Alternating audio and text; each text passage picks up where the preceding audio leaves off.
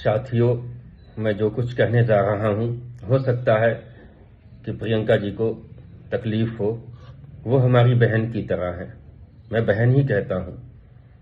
बात तकलीफ की नहीं है, बात मान और सम्मान की है। बात यहां हमारे मां की है। जब प्रियंका गांधी जी मोदी से चाय पर मिली थीं, तो मोदी जी ने उनसे कहा था कि आप किस टाइप की हल्दी का यूज करती हैं।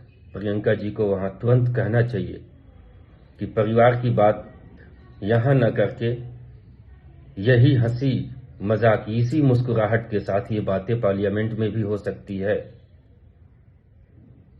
ताकि जनता देख सके कि दो पार्टियां, पक्ष और विपक्ष दोनों मोहब्बत के साथ देश के लिए काम कर रही हैं। तब मोदी जी के हाव भाव देखने योग्य होता। लेकिन वहां प्रियंका जी ने मोदी जी की बातों में हाँ मिलाकर जो हंसी मजाक का माहौल बनाया था, वो मुझे अच्छा नहीं लगा। इसलिए नहीं लगा क्योंकि हमारी मां सोनिया जी को ईडी ने बुलवा करके 10 घंटे तक पूछताछ की थी। वो एक ऐसी मां जो बीमार थी, जिन ऑफिसरों ने उनसे पूछताछ करी उनमें तो कुछ उनके बेटे की तरह हैं। क्या ये सरकार के इशारे के बिना हुआ था?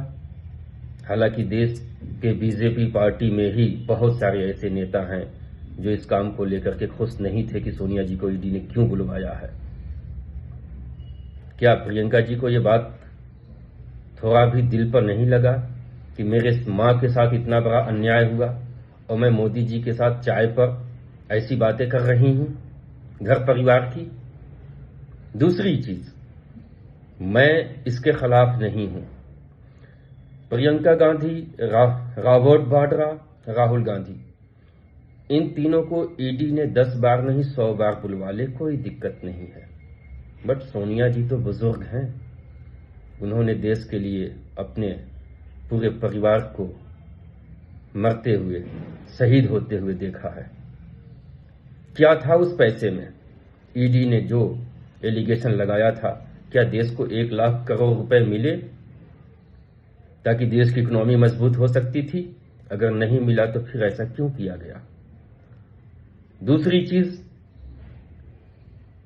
अगर ये केस सही था तो राहुल गांधी, रॉबर्ट वाड्रा, प्रियंका गांधी, सोनिया जी की जेल क्यों नहीं हुई? और जेल नहीं हुई तो फिर ऐसा अपमान क्यों किया गया इस परिवार के साथ? ये बदले की राजनीति क्यों की गई? टीवी वाले तो दिखा रहे हैं कि प्रियंका गांधी ने जबरदस्त राजनीति की है यहां पर मोदी जी से मिलकर।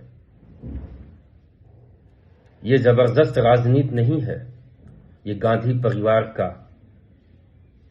वो उदार स्वभाव है जिसकी वजह से परिवार जाना जाता है। राजीव गांधी के दुश्मनों को गांधी परिवार ने माफ कर दिया। यहां भी प्रियंका गांधी ने सब कुछ भुला करके मोदी जी से मिली।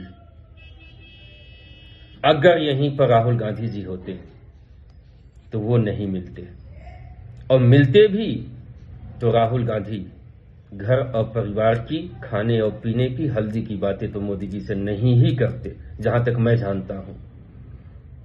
मैं राहुल गांधी को जहां तक जानता हूं, राहुल गांधी वो शख्स है जिसने अपनी जिंदगी में कभी धूर्त, मक्कारी, गद्दारी, जालसाजी वाली सियासत उसने कभी नहीं किया।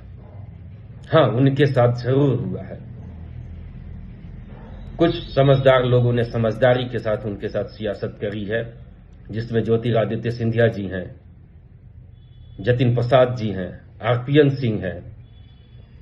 ये वो लोग हैं, मैंने अपनी आंखों से देखा है, जिनके लिए राहुल गांधी का दरवाजा 24 घंटे खुला रहता था। इन्हें अपॉइंटमेंट की जरूरत नहीं होती थी, इनको फोन करके आने की जरूरत नहीं होती थी, ये बिन बताए आ सकते थे।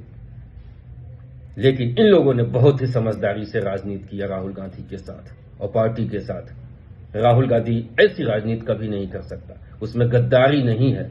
चाहे दोस्त, अगर उन्होंने दोस्ती कर ली या देश की जनता के साथ कोई वादा कर लिया, तो वो कुछ भी हो जाए, उस वादे को उसने निभाया है। और निभाते भी हैं। इसलिए मैं कहूंगा कि ये कोई सियासत नहीं है कि हम अपने परिवार के साथ हुए अपमान को भूल जाएं। हाँ, काम है, काम करें आप, कोई बात नहीं है, लेकिन एक ऐसा माहौल बनाया जाए जिस माहौल में सभी लोग अच्छे से रह सकें। ये एक अच्छी पहल है, इसको आगे बढ़ाते हैं।